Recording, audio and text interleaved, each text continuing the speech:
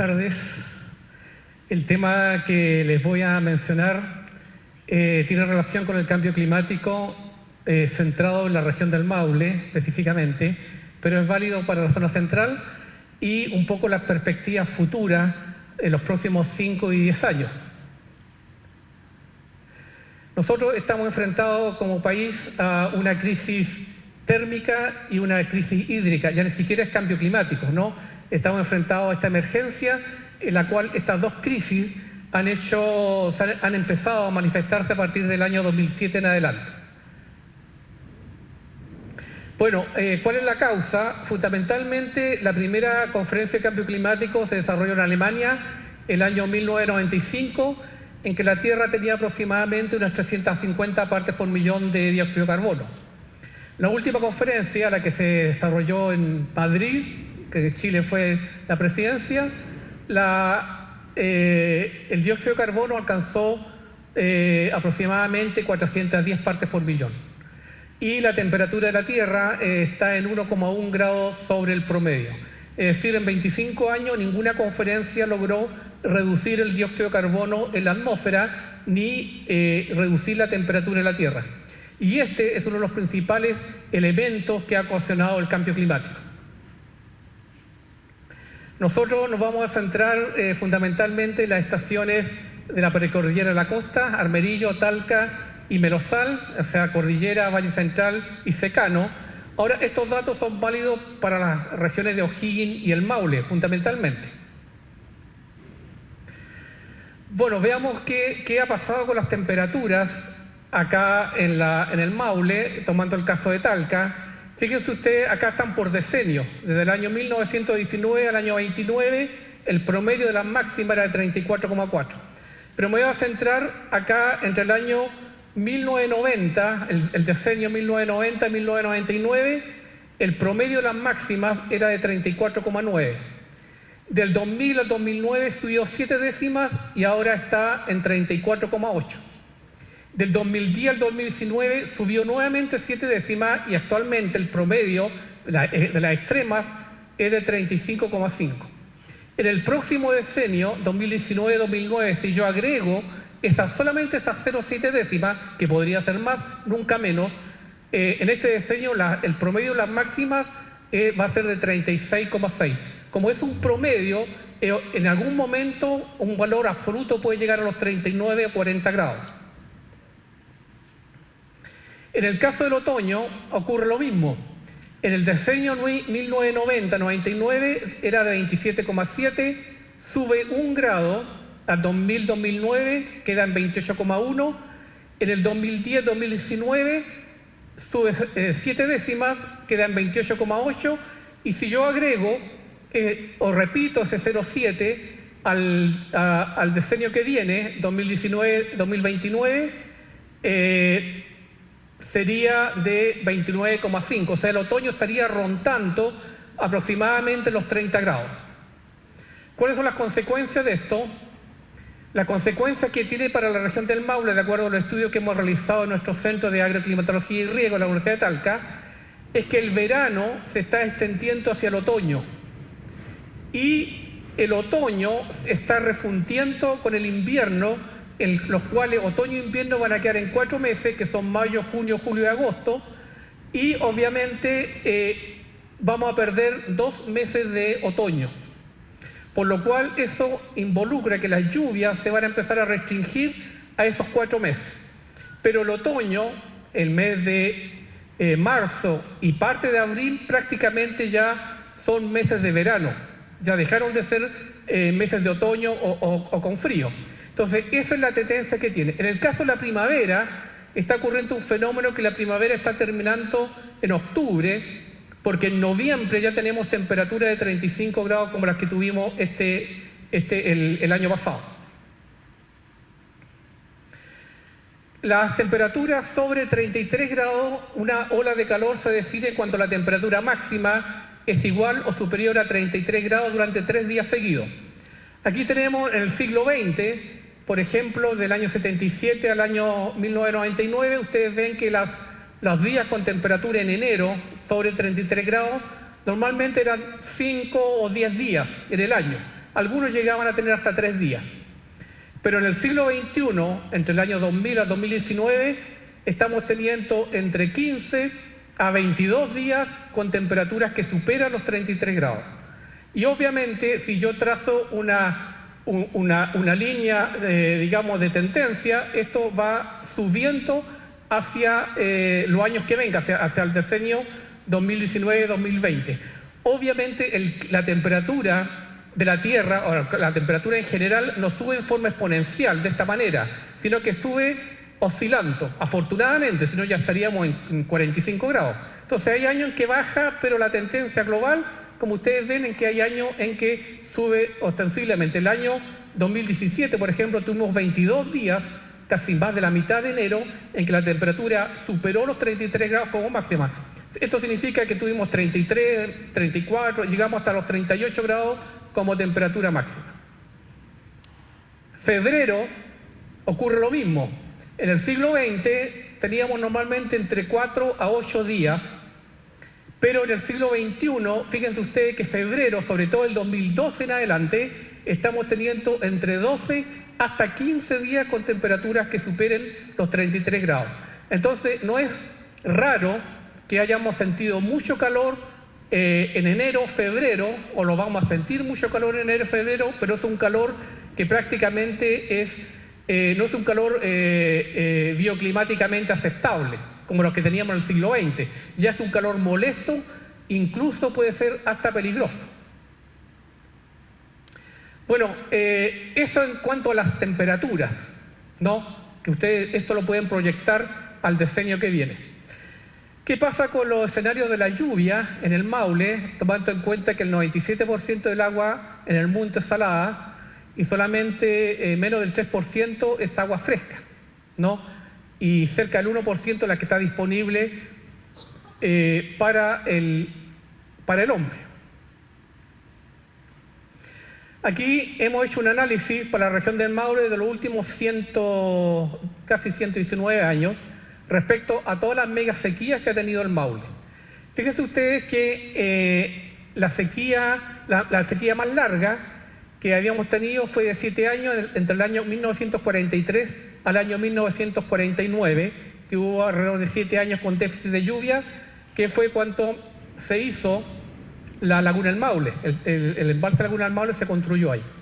El año 67 al 71 también tuvimos una sequía, el año 98-99, pero todas duraban 3, 4, 5 años y después volvían las precipitaciones. Pero del 2007 al 2019 hemos tenido esta mega sequía que ya dura 13 años. O sea, hemos tenido 13 años en la zona central de Chile en que ningún año ha tenido superávit de lluvia entre Valparaíso, entre La Serena, más bien, hasta el Biobío, ¿no? Entonces, si uno analiza estos 13 años de mega sequía, para mí ya no es una mega sequía, sino que es un cambio estructural del clima.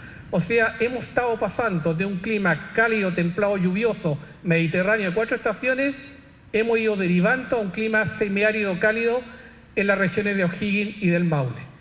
Porque esta mega sequía, cuando se habla de mega sequía, se habla de un fenómeno que tiene un inicio y un término, ¿no? Pero esta mega sequía no va a terminar. ¿Y por qué no va a terminar? Porque las condiciones estructurales del clima en la zona central de Chile las cambió el cambio climático, fundamentalmente por el alza del dióxido de carbono y el alza de la temperatura de la Tierra, que provocó un efecto en cadena. Entonces, para que nosotros podamos volver a la lluvia de los años 80, fíjense ustedes que en los años 80, en el caso de Talca, fue el último periodo más lluvioso que tuvo la región del Maule, ¿no? En los años 1910, 1950, las lluvias estaban sobre los 800 milímetros. Y a partir del año 2010 en adelante, ustedes ven una tendencia a la caída y ahí hay una proyección hasta el 2025, de acuerdo a los modelos que hemos trabajado, lo cual indica que no podemos esperar que este año 2019 sea excesivamente lluvioso, ni el próximo. ¿Por qué? Porque mi hipótesis es que, como les mencionaba, el clima en la zona central de Chile, sobre todo del Maule y O'Higgins, derivó a un clima semiárido cálido. Y eso, cuando cambia, es muy difícil de retrotraer. Aquí tenemos los decenios más lluviosos y más secos de la región del Maule. Y fíjense ustedes que el decenio más lluvioso que hemos tenido fue el año 80-89, en que en promedio cayeron 783,6 milímetros. Y el decenio más seco ha sido justamente el que terminó 2010-2019, en que en promedio fue de 486,4 milímetros. Un decenio nunca habíamos tenido, desde que hay registro en la región del Maule, un decenio tan seco como el 2010-2019. Por eso yo le hablo de un cambio estructural del clima. Y dado que el dióxido de carbono sigue subiendo y la temperatura de la Tierra también sigue subiendo, y eso hizo un cambio estructural en la zona central de Chile, es que proyectamos para el próximo decenio un promedio de precipitaciones relativamente semejante, con un dato bastante optimista por lo demás, 400 milímetros, ¿no?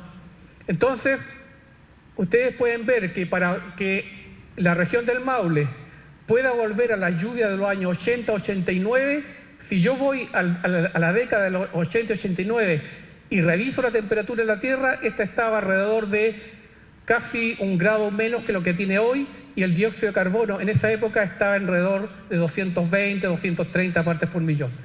En la actualidad tenemos 410 partes por millón y la temperatura de la Tierra está en 1,1.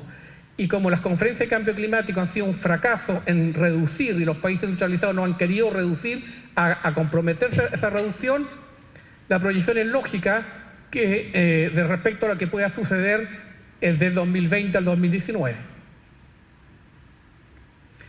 Y esto está avalado fundamentalmente por esta tendencia. Aquí están los días de lluvia desde el año 50 al 2018 en la región del Maule. Entre los años 1950 al año 1975 aproximadamente, en la región del Maule llovían más de 100 días, 150 hasta 200 días de lluvia en el año. A partir de los años 80 en adelante, pero fundamentalmente a partir del siglo XXI, en la región del Maule no llueve más de 60 días en el año. Entonces la pregunta es, ¿por qué está lloviendo menos? Y la respuesta está en este cambio estructural que yo le hablaba del clima, referido a que en el siglo XX las precipitaciones que ahí están en color naranja podían llegar hacia muy el norte y ocupar toda la franja de la zona central de Chile, porque el anticiclón del Pacífico se podía retirar en invierno hacia el norte, lo que permitía que hubiese un canal abierto en que los sistemas frontales podían llegar. Nosotros tenemos una mega sequía no porque tengamos menos lluvia, en los sistemas frontales que tienen la misma capacidad de lluvia de los años 80, que no pueden llegar a la zona central de Chile porque en la actualidad están bloqueados por un anticiclón producto colateral del cambio climático. Más de 10 años un anticiclón bloqueando un clima, 13 años, quiere decir que ya hay un cambio estructural del clima. Por lo cual, lo que se están favoreciendo con nuestras lluvias son el extremo sur de Chile, y este anticiclón obviamente no se retira en invierno o se retira en forma muy parcial, y algunos sistemas frontales pueden moverse hacia el norte, pero tan debilitados que nos dejan apenas 20 milímetros, 40 milímetros de lluvia en 24 horas. En Talca, por ejemplo, nosotros tenemos registros en los años 80 que llovían hasta 110 milímetros en 24 horas. Ahora lo máximo que caen son 20 milímetros.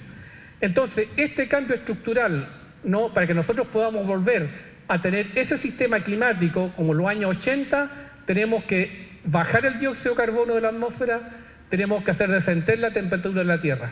Y eso, en 25 años, las conferencias de cambio climático no lo han logrado, y los países industrializados como Estados Unidos, China, Europa, Rusia, obviamente se comprometen. Bueno, Estados Unidos se ha retirado de la conferencia de cambio climático, pero China o Rusia firman los protocolos, dicen que van a hacer, que van a reducir, y al próximo año aumentan en 1,2, 1,3 partes por millón su dióxido de carbono. O sea, hacen digamos, la ceremonia de ir a estas conferencias, pero al final no hacen nada.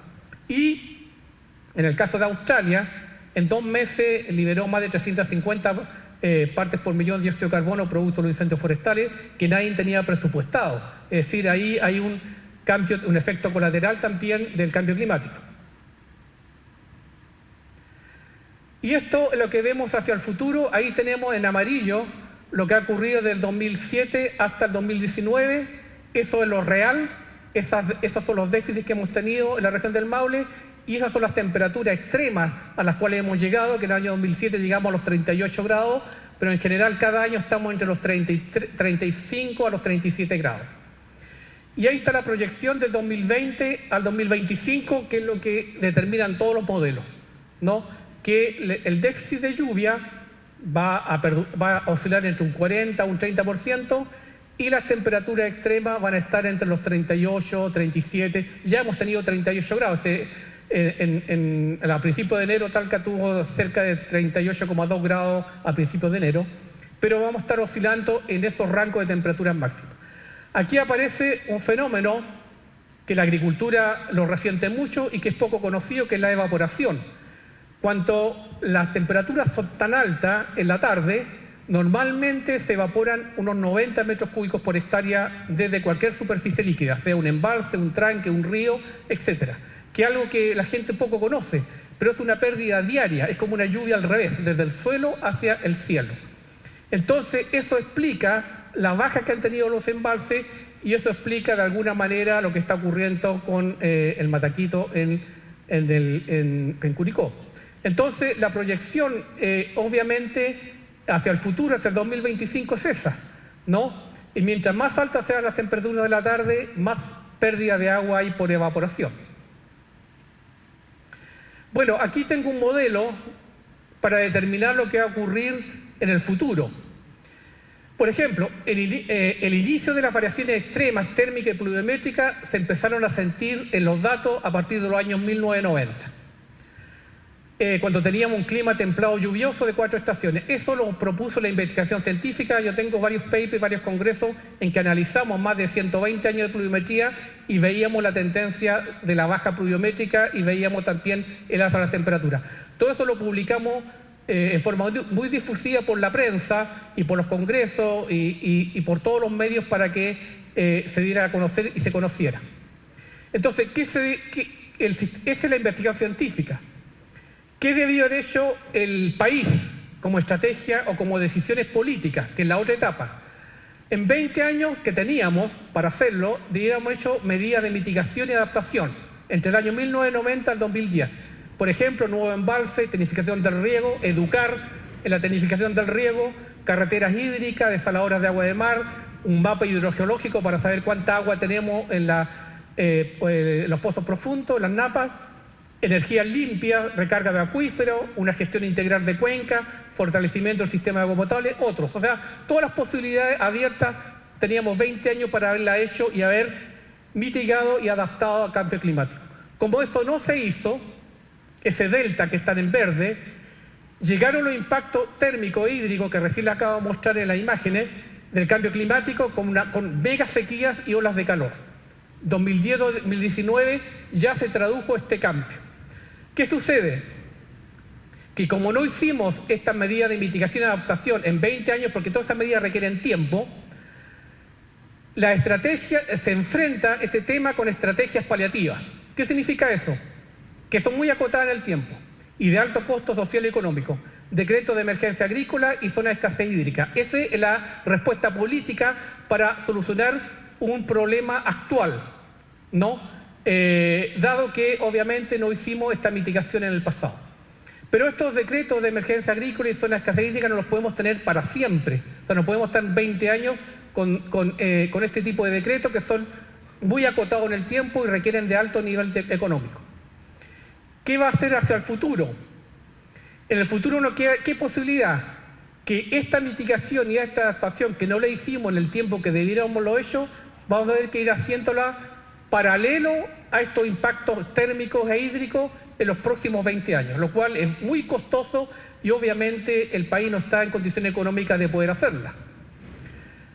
Y obviamente lo que nos queda es que desde el año 2020 al 2025 o al 2020-2029 los extremos climáticos van a empezar a evolucionar rápidamente en la zona central de Chile, hablo de O'Higgins y el Maule, hacia un clima semiárido cálido. Entonces, la tercera estrategia, la primera, mitigación y adaptación, La segunda, estrategias paliativas para salir de la crisis que no va a terminar. La tercera, entonces, es lo que yo llamo la sobrevivencia climática. O sea, en el futuro, a partir del 2020, nosotros vamos a tener que sobrevivir a este cambio climático. Por ejemplo, lo que está pasando en la cuenca del río Mataquito. El río Mataquito en enero debiera llevar 90 metros cúbicos por segundo y actualmente lleva 0,7 metros cúbicos por segundo. Esas personas que están afectadas no han tenido ningún tipo de mitigación ni adaptación para este nivel crítico al cual han llegado. ¿Y qué es lo que están haciendo? Perdiendo las cosechas, de alguna manera pidiendo ayuda al Estado y obviamente están en una indefección bastante alta porque no conocen el futuro. Si nosotros hubiésemos hecho esta mitigación de actuación en el tiempo que requería hacerla, seguramente ahí tendríamos a lo mejor un embalse, por ahí tendríamos más tranque, tendríamos agua, algún tipo de recurso hidrológico que ha podido reducir ese impacto.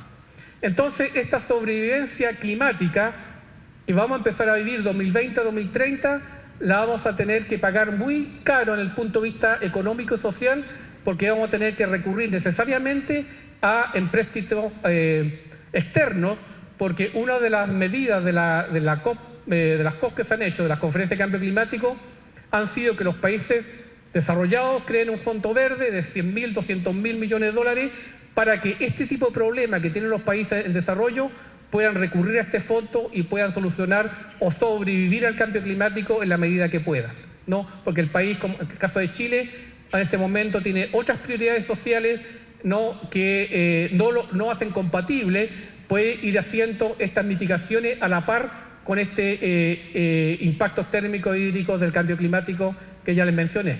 Entonces, el panorama que se ve 2020, 2025 o 2029, el próximo decenio, se ve bastante complejo para la zona central de Chile porque este efecto de caída hidrológica del río Mataquito es probable que después empiece a avanzar hacia el sur, ¿no? Hacia el Maule, el Loncomilla, el Perquilauquén, el Putacán, etcétera, y empecemos a quedar con un régimen semiárido en el cual los cultivos se van a tener que desplazar necesariamente hacia el sur del país buscando agua y buscando menos calor que obviamente el golpe de sol los daña.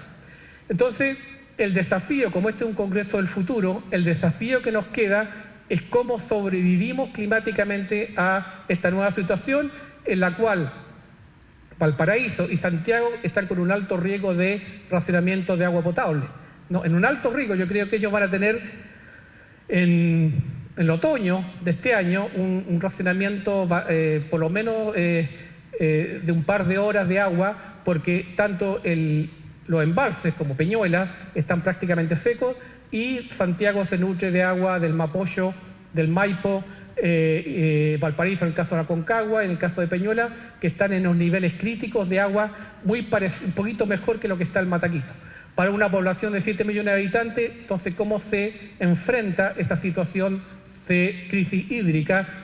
Que obviamente está en conocimiento político de las autoridades, pero que no se ha explicitado, obviamente, para no crear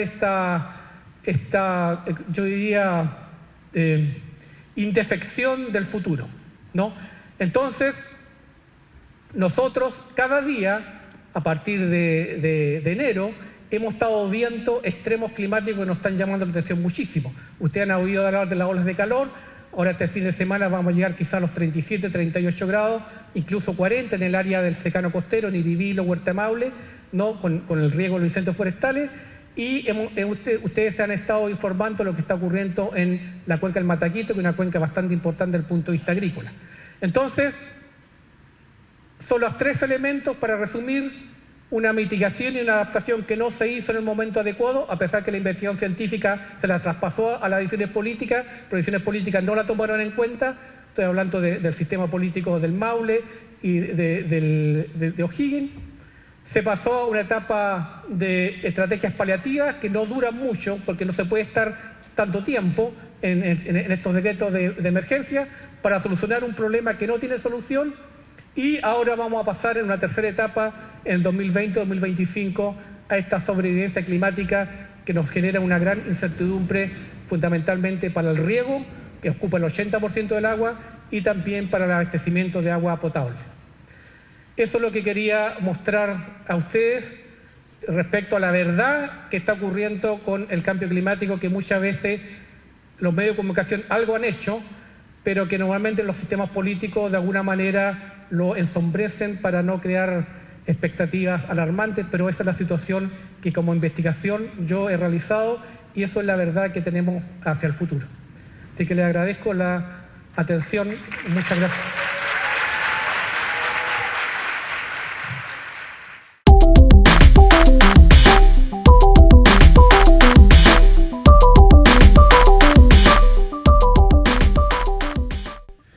Hola, buenas tardes. Ya, casi.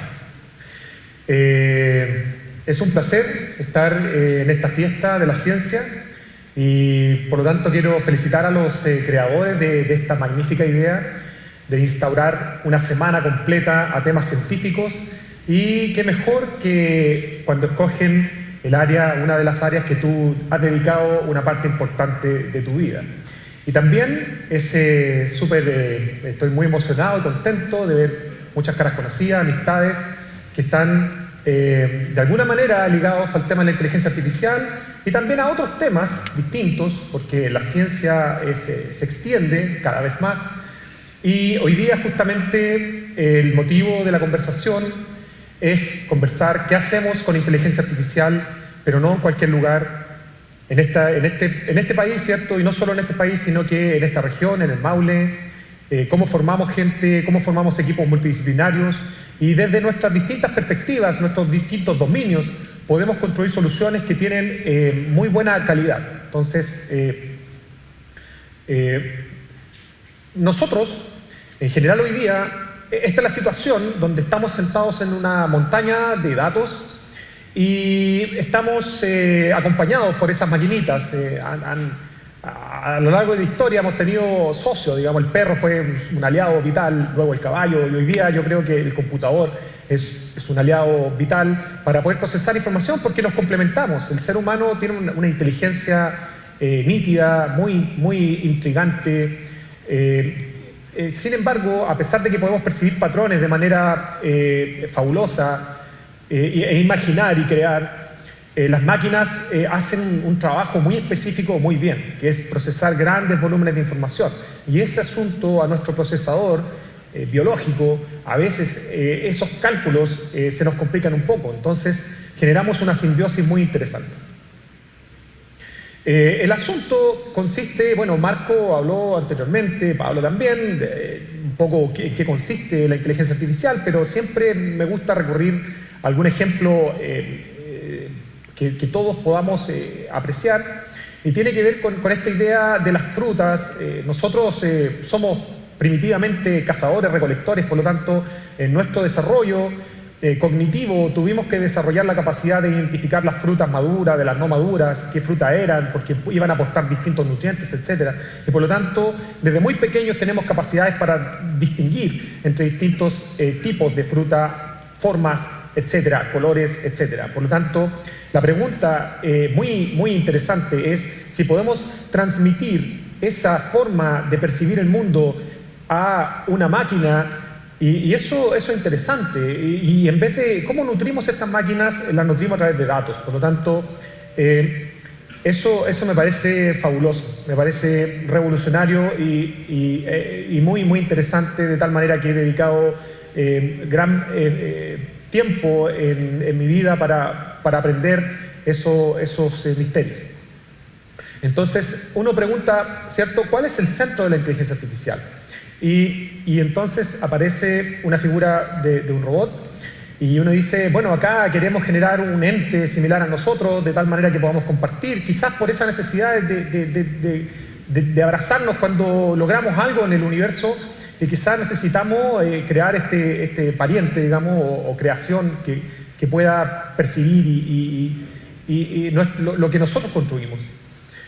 Entonces, en particular hay una rama de inteligencia artificial. La inteligencia artificial tiene muchos elementos. Y hay una que se llama Machine Learning, que es específicamente a lo que me dedico, y que tiene que ver cómo generamos que estas máquinas puedan aprender si nosotros nutrimos con datos. Hoy día eso ha causado mucho interés. Ustedes ven videos por streaming, YouTube, Gmail, LinkedIn, hablaba el colega, ¿cierto?, acerca de Tinder, etcétera. Tiene que ver con sistemas de recomendación, quiero ver una película, quiero escuchar una canción, quiero hacer una transacción, el banco está interesado, el cliente, qué características tiene, va a pagar el crédito, etcétera, etcétera, etcétera. Un sinfín de información, de decisiones que antiguamente las tomaba un señor, ¿cierto?, en un escritorio con un puro, ¿cierto? Ahora no puede fumar en esa oficina, pero básicamente la idea era que esa experiencia, ese caballero, ¿cierto?, podía tener una visión de campo que le dijera cuál era la siguiente temporada de la televisión que se iba a dar, etcétera. Hoy día todo eso está apoyado por las máquinas, está apoyado por los datos, por la opinión de la gente y cada vez es más inmediato. Entonces, la gracia es que nosotros no hacemos un programa, esto no es solamente programación, no es que hagamos un programa que realiza las respuestas, sino que es un programa especial que es genérico y se nutre de datos y a partir de los datos establece respuestas más o menos generales. Entonces, este ciclo, esta imagen es una imagen un poquitito aburrida, lo voy a aburrir un segundo porque esto tiene que ver con el método que nosotros seguimos y esto quiero decir que digamos, inteligencia artificial, mucha gente está hablando sobre esto, pero muchas veces esto se asocia con ciencia dura. ¿Y eso a qué me refiero? Me refiero a que tienes que aprender harta matemática, tienes que aprender a programar, tienes que saber probabilidades, tienes que hacer álgebra. Y normalmente en el colegio nos enseñan que el álgebra es en una dimensión o en dos dimensiones, el plano cartesiano, segundo medio, ¿cierto?, la recta, la parábola, etc. Bueno, todo eso cobra sentido cuando empiezas a aprender inteligencia artificial, te das cuenta que las clases de probabilidades, lo que aprendiste, estadística, álgebra, programación, todo eso se va sumando y en el fondo tienes que generar una masa de conocimiento que te prepara para resolver un problema específico en áreas diversas. Entonces, esto es básicamente un esquema donde tenemos datos y después tratamos de entender qué pasa con esos datos en el extremo superior, luego bajas, prepara los datos, puesto que los datos normalmente no vienen tal cual como nosotros queremos, tenemos que modificarlos, preprocesarlos, normalizarlos, escalarlos, transformarlos, etc. Muchas transformaciones, matemática en el fondo. Modelado, que tiene que ver con los modelos que son capaces de predecir, es como el oráculo que llamo yo, la bola de cristal, que después nos va a decir qué es el paso siguiente. Evaluar, para saber qué también es esa forma de predicción. Y luego, finalmente, se instaura un sistema que es capaz de producir y apoyar. Bueno, entonces, no olvido que el título de estas charlas, ¿cierto?, de este evento, es Congreso Futuro. Entonces, yo le estoy hablando del presente. Y por lo tanto, vuelvo a repreguntar. Y digo, entonces, ¿cuál es el centro de Machine Learning? Y esto es a lo que llego. El centro de Machine Learning son las personas. El propósito de la inteligencia artificial es el ser humano. Y eso muchas veces se ha perdido producto de los detalles técnicos. Y eso, la visión de campo, entonces, debería ser cómo vamos a resolver los problemas que tiene el ser humano a través de inteligencia artificial. Porque esto no es un Terminator, no se trata de generar algo que vaya a acabar con nuestra propia existencia. Al contrario, significa cómo podemos avanzar como sociedad e igualdad utilizando estos sistemas. Y me encontré con un sistema bastante interesante llamado Design Thinking. Algunos de ustedes deben haber oído hablar de ello. Y que esencialmente el patrón es muy similar a lo que yo les mostré, el diagrama que les mostré anteriormente. Sin embargo, es radicalmente distinto en su esencia, puesto que involucra el concepto de empatía, poder colocarse en el lugar del otro para entender qué es el problema que lo aqueja. Luego, una fase creativa donde, como equipo multidisciplinario, tú aceptas que tus dominios cognitivos tienen una frontera y entonces abrazas el conocimiento del otro porque en conjunto puedes generar soluciones mucho más potentes. Entonces, aquí está la tormenta de ideas. Y luego una etapa de prototipo donde se decide qué construir. Ese prototipo no es una construcción final, sino que es una construcción previa, preliminar, que tú puedes testear y seguramente vas a encontrar errores, pero esta técnica te permite iterar volver a los puntos iniciales, mejorar, hasta que quedes conforme, tu equipo queda conforme y luego construyes una solución al problema original.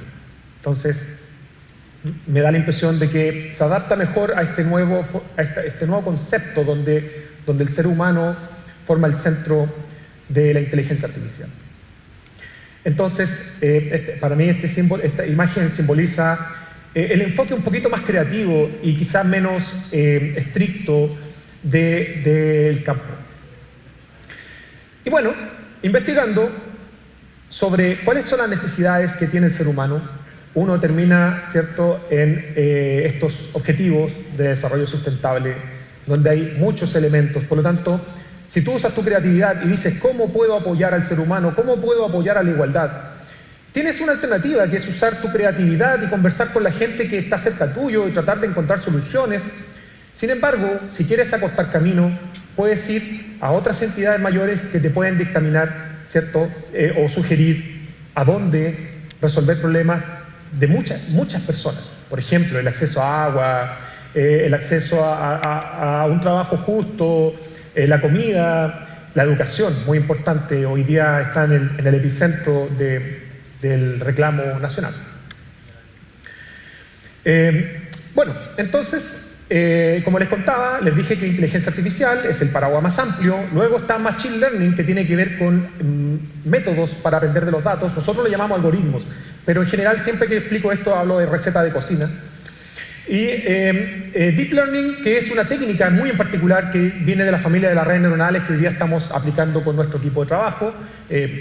No lo alcanzo de todo, pero sé que están por ahí. Hay 2 estudiantes doctorales y 2 estudiantes de magíster, y espero un tercer estudiante de magíster que se está sumando ahora a nuestro equipo. Entonces, esta es una foto de la pizarra que tomé ayer.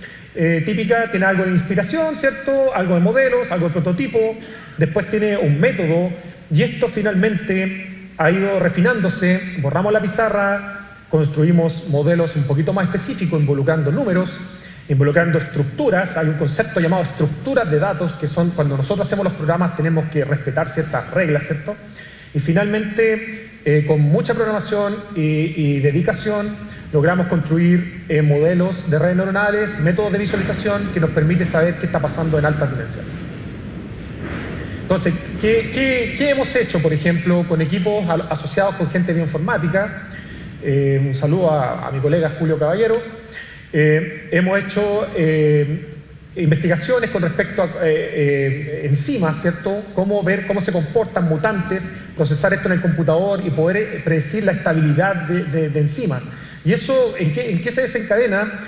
Que ya no necesitan hacer en el laboratorio los experimentos, sino que parte de esos experimentos los podemos adelantar y procesar simuladamente en el computador, de tal manera que la máquina aprende y le dice, oye, estos 10 enzimas creo que son las mejores para el propósito que tú quieres. Y logramos validar eso y estamos satisfechos hasta ahora con los resultados.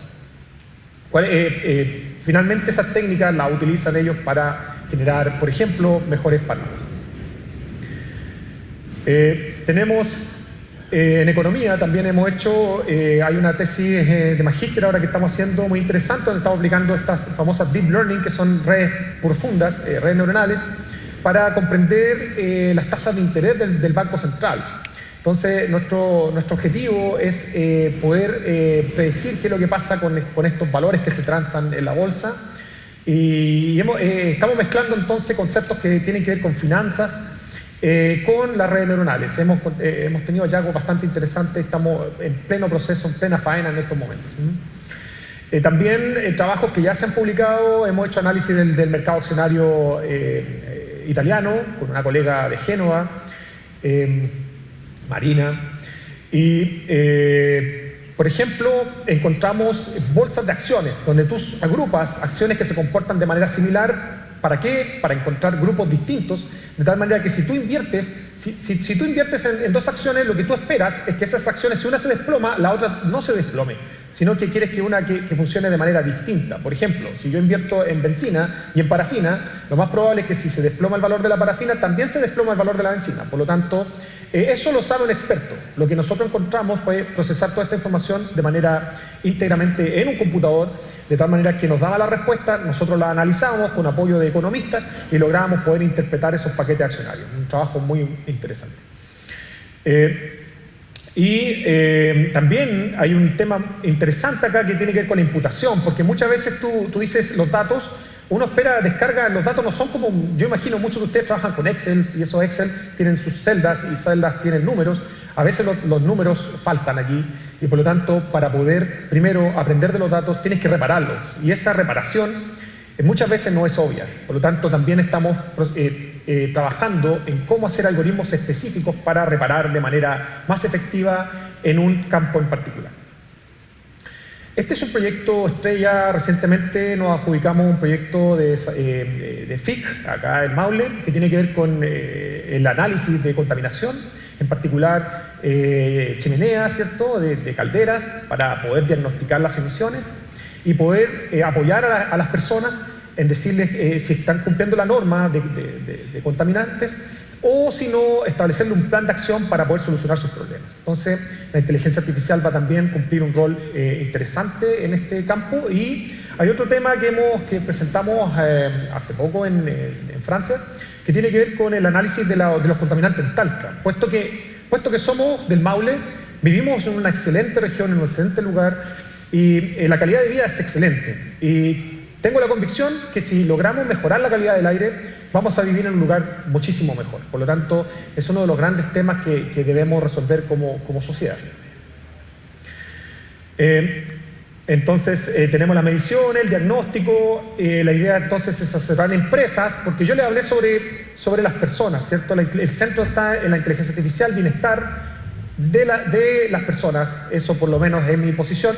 Sin embargo, esto no está en contraposición con generar productos que puedan ser lucrativos también. De hecho, personalmente creo que una combinación virtuosa está en hacer un proyecto basado en conocimiento avanzado de inteligencia artificial que sea lucrativo y que también ayude a las personas. ¿Qué mejor? Todos ganamos. Es un win-win, como dicen estas fórmulas win-win que son muy maravillosas. También estamos colaborando con gente en un proyecto FONDEF, con gente de agronomía, un saludo a Gustavo, al equipo Gustavo Lobos, para poder de alguna manera resolver el gran problema de sequía que está enfrentando el mundo. Hace poco vimos la noticia de lo que está pasando en Australia y también acá tenemos el tema del secano, por lo tanto estamos en busca de características fenológicas que poseen las plantas para poder resistir mejor al cambio climático. Definitivamente muchos ojos en el mundo están pendientes de lo que se hace en este tema y en particular de lo que hace el grupo de agronomía y en el cual también estoy apoyando a desarrollar soluciones. La inteligencia artificial está apoyando en la búsqueda de esas soluciones. Educación, otro tema fundamental. La educación. Recientemente, también esta fue una tesis de magíster con un colega del área industrial, analizamos los datos del CINSE, tratamos de predecir cómo le iba a ir a la persona en el CINSE de cuarto básico y nos sorprendimos, a través de redes neuronales logramos encontrar que podíamos predecir con mucha precisión la nota que se iba a sacar la persona. Hoy día, un tema que todos vemos en la agenda es el cuestionamiento respecto a la PSU. Tengo la convicción que podemos generar métodos de inteligencia artificial que puedan predecir nuestros rendimientos de la PSU. Después viene la pregunta, si es el objetivo o es el medio. Personalmente creo que ese tipo de notas permiten dar una idea a qué se puede dedicar una persona. Hoy día podríamos predecir eso y mucho más a través de esta técnica. Entonces, esto es un espacio que fue creado desde el mundo de la política. Y aprovecho que vengo del mundo académico, aprovecho de dar un mensaje. Quizás es un buen momento para escuchar y para conversar y ver qué alternativas científicas podemos desarrollar para apoyar métodos alternativos de selección universitaria, por ejemplo.